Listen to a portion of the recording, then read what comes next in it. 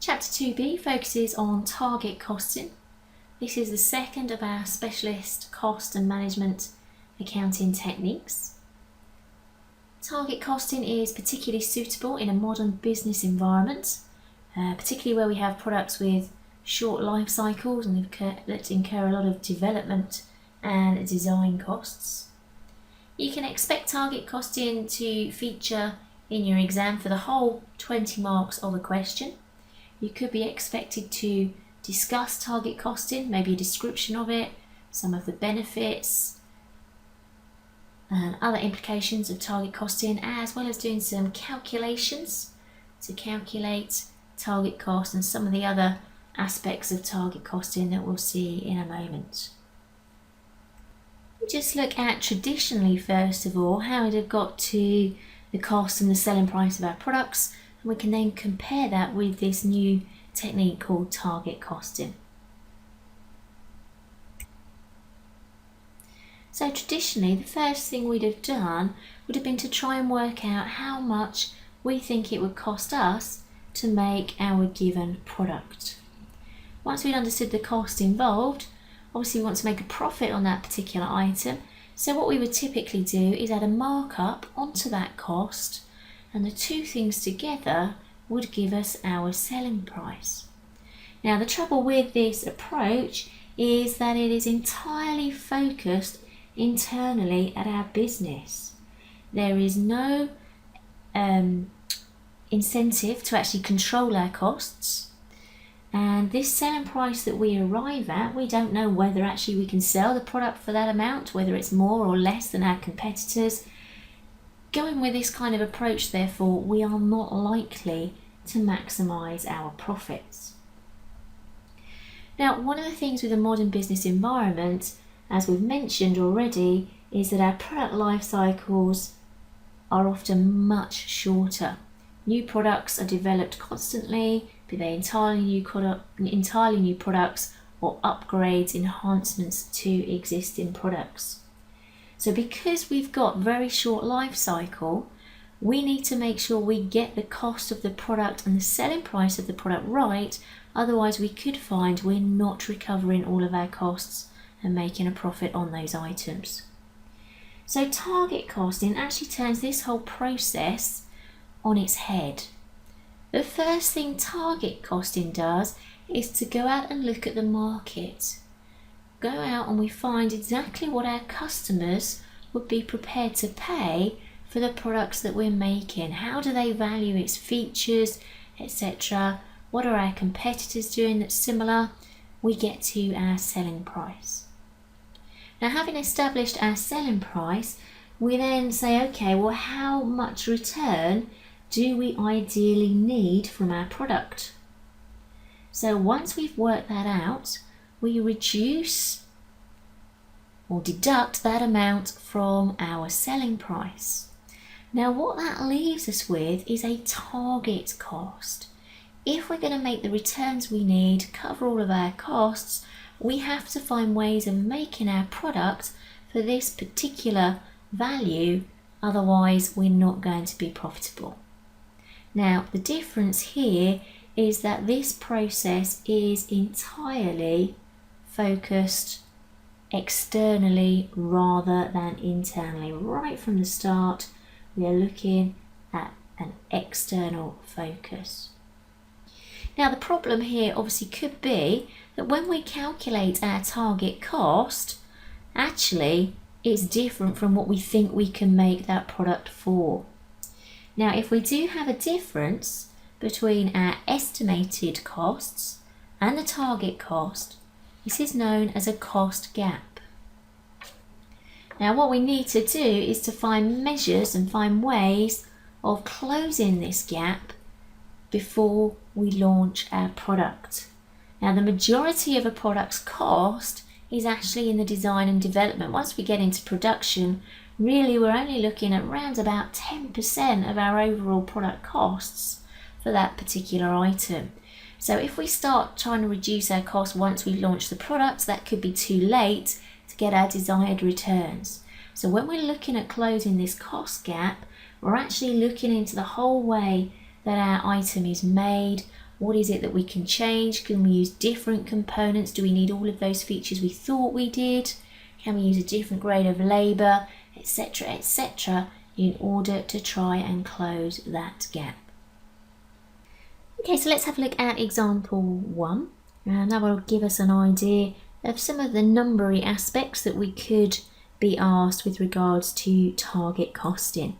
So what we have to do here is calculate the target cost and then identify any cost gap that might exist. So let's have a look at the scenario here. We've got Sam producing rabbit hutches, and he's about to launch a new top-of-the-range hutch which he believes he can sell for $125. So basically he'll have done his research, looked at the market, spoken to potential customers to arrive at that $125. Now he needs a margin of 25% on his sales. So remember, margin is a percentage of sales. Markup is a percentage on cost. Okay. Now let's have a look at the cost information that we've got about the hutch. We need some timber. We need 10 metres of good quality timber. We can acquire it at a cost of 48. So that's a total cost there for all of our 10 metres. We then need some roofing material. We need 2 metres squared, and we've got a cost here of $17.50. We need a metre of wire, and we've got a cost of $1.50 a metre. In terms of labour, we need 2 hours to make the hutch, and we pay labour at a rate of $7 an hour. And then lastly, we've got our variable overheads, and we've got a rate here of $1.50 per hour. And remember, we had 2 labour hours. So that's all the detail in the question. First thing we should do is establish what our target cost is. So if we bring in our selling price, and that is $125. We're told we want a margin of 25% on our sales. So 25% of that selling price is $31.25. So if I take that away from my selling price, that will tell me what my target cost is. Okay, so I am looking to make my hutch for $93.75. So having established the target cost, let's then have a look at our expected cost.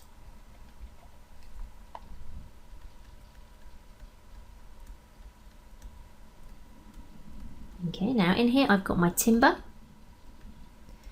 and I was told there that that was $48. I had my roofing material,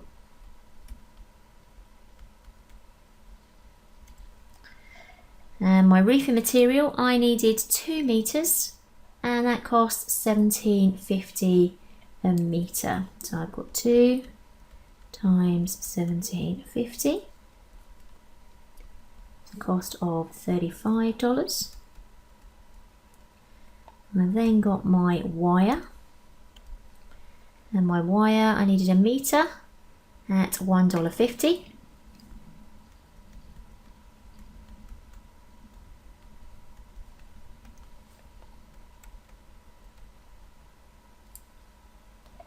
I'm then told I've got labour, 2 hours at $7,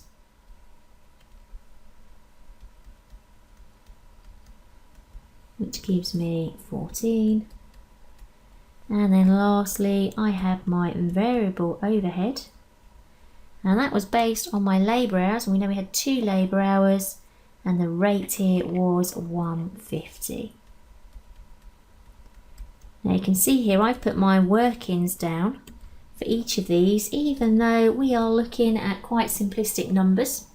I would recommend that you do that, and that way even if you make a mistake when you multiply your numbers out, you can still get marks for the method, because actually you knew which numbers you were picking up, you've just keyed something into the calculator wrong or something like that. So always worth showing your workings even on the simple areas. So if we add this up, we can see that our expected cost is $101.50. So target cost is less than I think I can actually make this particular product for. So I need to identify my cost gap, which is basically the difference between these two. So my difference here is 775, and that therefore is my cost gap. Now what we've seen here are the principles of target costing.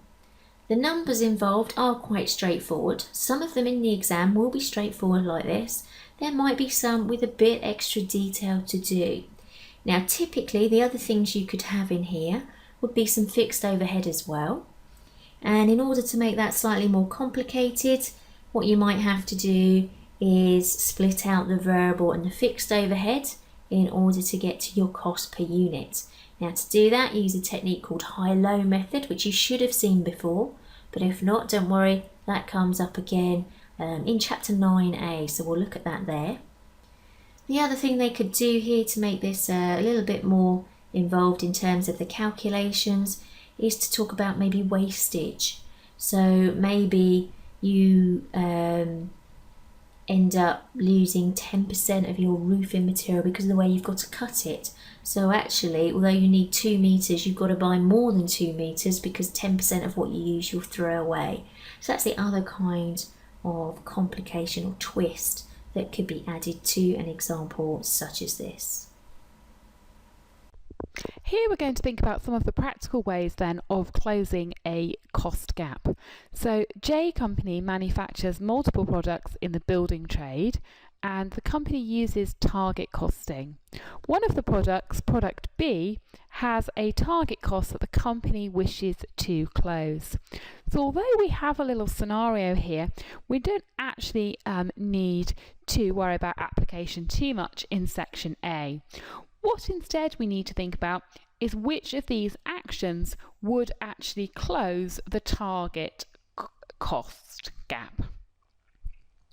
Now, if we've got a cost gap, that's because we are not making sufficient profit from the selling price of the unit in order to cover all of the costs and give the acceptable level of return. So you might be tempted to say that raising the selling price of product B would help close that gap. However, it's never acceptable strategy to increase the selling price. So you're never allowed to suggest increasing the selling price, because remember, in the process of target costing, the selling price has been set with regard to what the market is prepared to pay for the product. So if we increase the selling price, then that would affect demand. The next 3 options then relate to costs. Let's have a look then at C. Use agency staff to get the work done ahead of schedule. Well, the chances are that agency staff are going to be more expensive, and there isn't a need to get this work done particularly any faster. Then we're left between a choice of cheaper rent for the premises or substituting current raw materials with a cheaper version. We're going to choose answer D here because this is going to affect variable costs, and it's the variable costs which should be reduced in order to close the cost gap. Assuming then that these raw materials, these cheaper raw materials, are not going to have a detrimental effect on the quality of the products. Okay, so if we consider the last 2 sections in our course notes, first of all, the implications of target costing. Well, as we've seen, it turns the traditional approach to pricing on its head. Price and an external focus are what we consider firstly. Cost control, we don't do as we go along, we consider it right up front as part of our development of the product. Remember, this is where the vast majority, 80-90% of our costs are. If we don't consider it then, it's too late. Now, if we do consider it here and we decide we cannot close that cost gap, then we might actually decide not to launch a product. So benefit there, it can prevent us from launching loss-making items. In terms of the performance management, well, in terms of the sales aspects, obviously we're going to make sure we achieve our sales target. So lots of focus on that selling team, and then also about this driving down of cost. So looking at our processes, how can we improve things to do that? Now, the last little section here, section 5, is about the implications of target costing in service industries. Often when we look at these management accounting techniques, we are looking at manufacturing businesses, and obviously today lots of businesses are actually service industries. So we quite frequently get asked, can we apply these techniques to service businesses? Well, the easy answer is yes, we can. However, it can be a little bit more tricky. In a service industry, it's a lot harder to establish what your cost unit is, and that cost unit may not be standard. So because it's hard to identify, define our unit, obviously it makes it hard to measure our performance. Now we've got these little words here, ship, and that is going to help us think about some of those characteristics which make this performance measurement more difficult. So the S in ship is for simultaneity. Basically, we create a unit at the same time as it is used. Now, one of the problems with that is we can't quality check it. So if you consider a product like financial advice, you don't create a unit and then deliver it. You give that financial advice and it is received at the same time as you do it.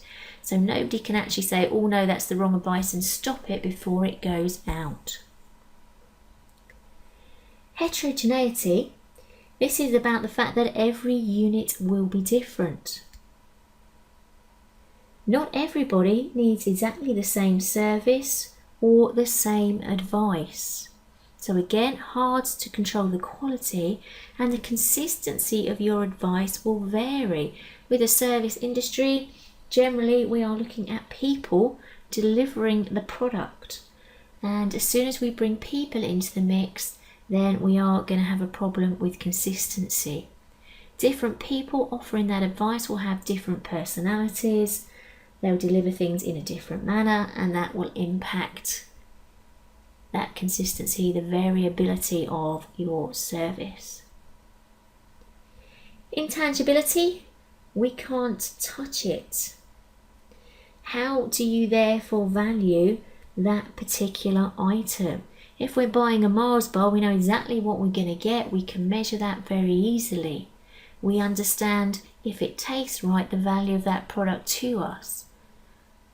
With a service, it's a little bit more difficult to evaluate it. Several factors are involved in the delivery of that item.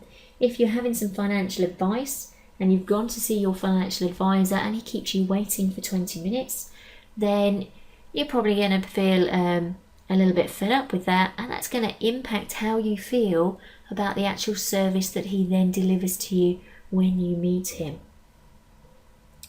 Perishability, last one here.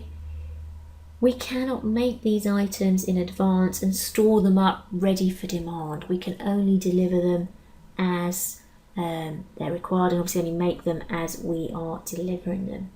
Now, lots of these things here therefore vary, they're subjective. It is hard to get to a standard when you have these factors at play, and that is therefore what makes target costing much more difficult.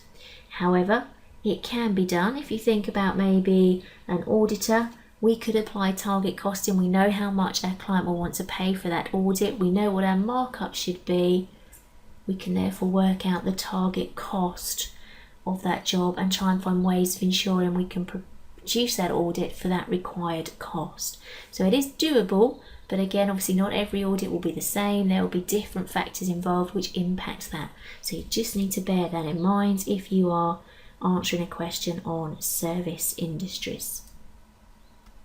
So if we just summarise what was in our chapter on target costing. Target costing turns traditional approach to pricing on its head.